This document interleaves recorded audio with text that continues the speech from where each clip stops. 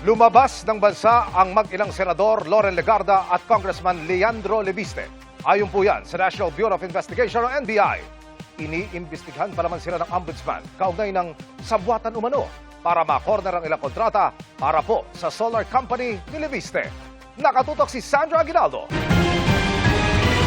Ipinasabina ng National Bureau of Investigation si Batangas Congressman Leandro Leviste kaugnay ng alegasyong sangkot siya sa umunoy planong siraan si Executive Secretary Ralph Recto at iugnay sa isang sex scandal. Kahapon dapat siya haharap pero hindi ito nakarating. Sabi ni NBI Director Melvin Matibag, nasa ibang bansa si Leviste at maging ang kanyang inang si Senadora Loren Legarda. Nagbiyahe sila. August 2, nung Sunday, umalis. Papuntang Hong Kong si Congressman Leviste, si Senator naman, ang yung final destination niya ay sa France. Kinumpirma rin ito ng Bureau of Immigration. Miyerkules nung nakaraang linggo, huling nag-attend ng sesyon si Legarda. Wala siya ngayong linggo kahit sa impeachment trial ni na Vice President Sara Duterte.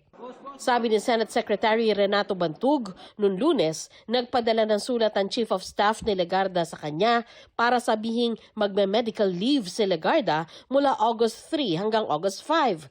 Ganito rin ang sinabi ni Senador Erwin Tulfo. Nagpaalam ho yata naman may leave of absence po si Senadora Loren in fairness to her. Medical leave po, kausap po namin ni SP, yung aming Executive Secretary. Ang sabi naman na nag-file po ng leave si Senadora Loren. For when? Medical leave po. Wala namang balakid sa pag-alis ng bansa ng mag-inang Senador Legarda at Congressman Leviste.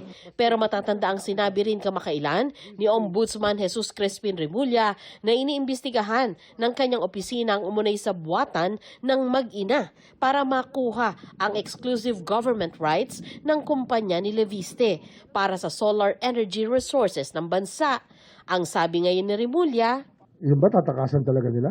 I don't think tatakas sila. Babalik yan. Okay, sir. Babalik yan. Naniniwala kami, babalik. Thank you, sir. Baka gusto nilang umuwi na nakaposas pag hindi sila bumalik, di ba?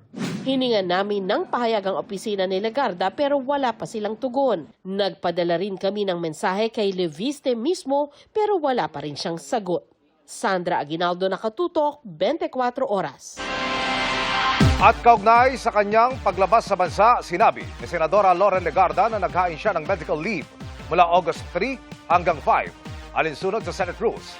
Nakiusap din siya sa publiko na huwag iugnay sa mga mali at walang basehang alegasyon ang kanyang biyahe na nakakasira anya sa reputasyon na ilang dekada niyang binuo sa public service.